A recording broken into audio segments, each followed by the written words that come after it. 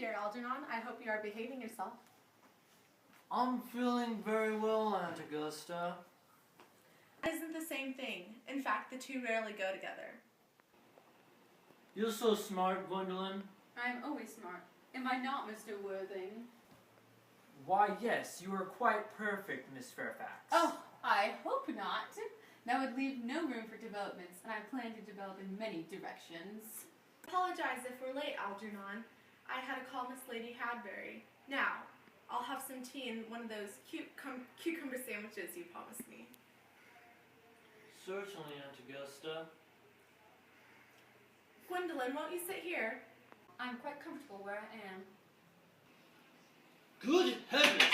Lady! Where are the cucumber sandwiches? I ordered them.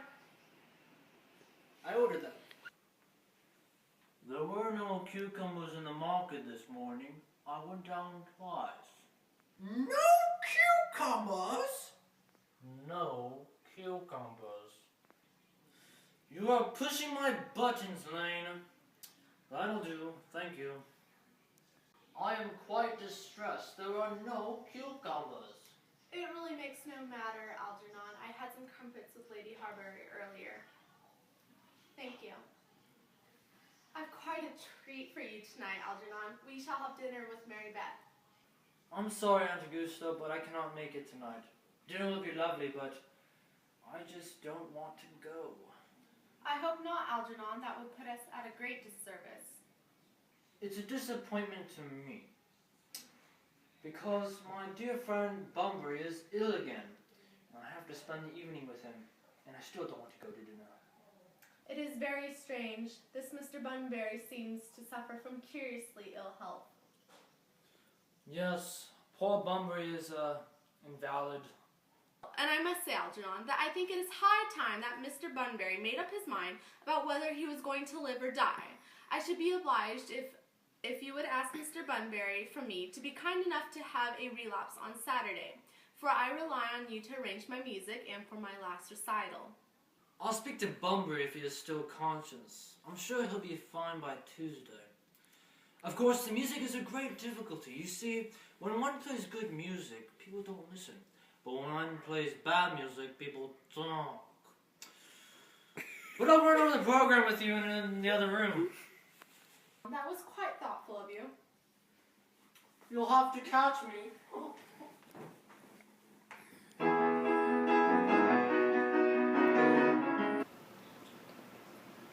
What a wonderful day, Miss Fairfax.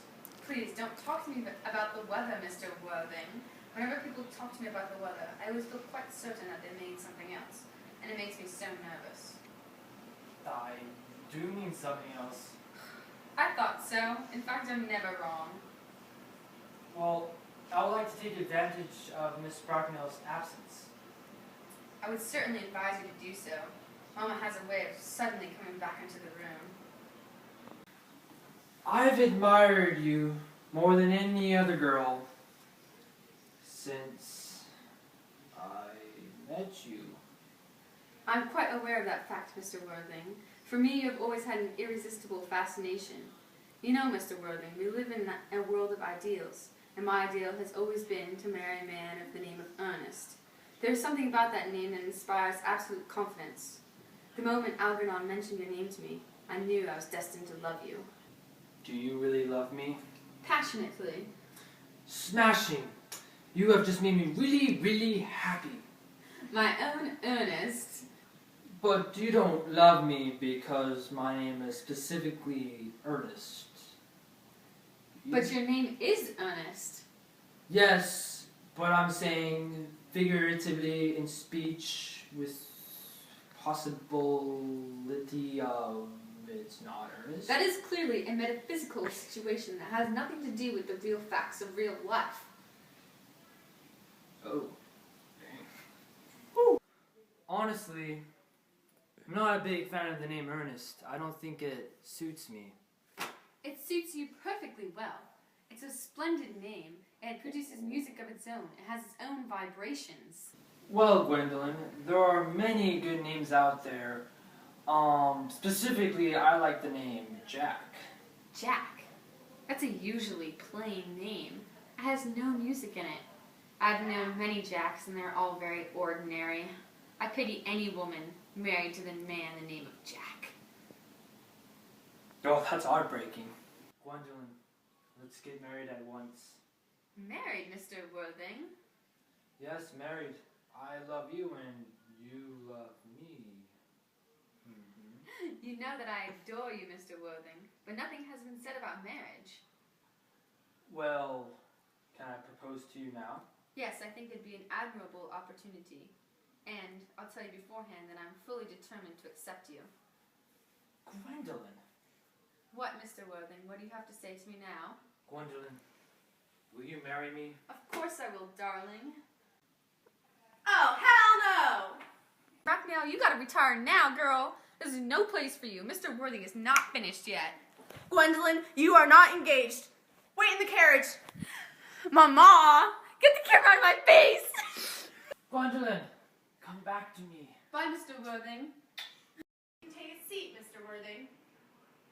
Thank you. I feel bound to tell you that you are not down on my list of eligible young men.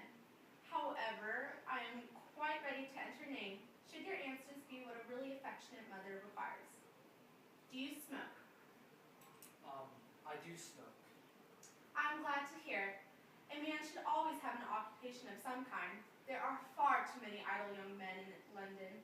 How old are you? 29. A very good age to be married at. I have always been of the opinion that a man who desires to get married should know either everything or nothing. Which do you know? I know nothing. I am pleased to hear it. I do not approve of anything that tampers with natural ignorance. Ignorance is like a delicate, exotic fruit. Touch it, and the bloom is gone. What is your income? 7,000 to 8,000 a year. In land or investments? Investments chiefly. That is satisfactory. I have a country house, about 1,500 acres. I don't use it strictly for income, but as far as I can make out, it's the poachers who make the real money out of it. A country house? How many bedrooms? Well, that point can be cleared up afterwards. You have a townhouse, I hope. A girl with a simple, unspoiled nature like Gwendolyn could hardly be expected to reside in the country. I own a house in Belgrave Square. I'm renting it to Lady Fox's. I can get it back whenever I want at 6 months' notice. Lady Fox's? I don't know her. She doesn't get around town. She's very old. Nowadays, there's no guarantee of respectability of character. What number in Belgrave Square?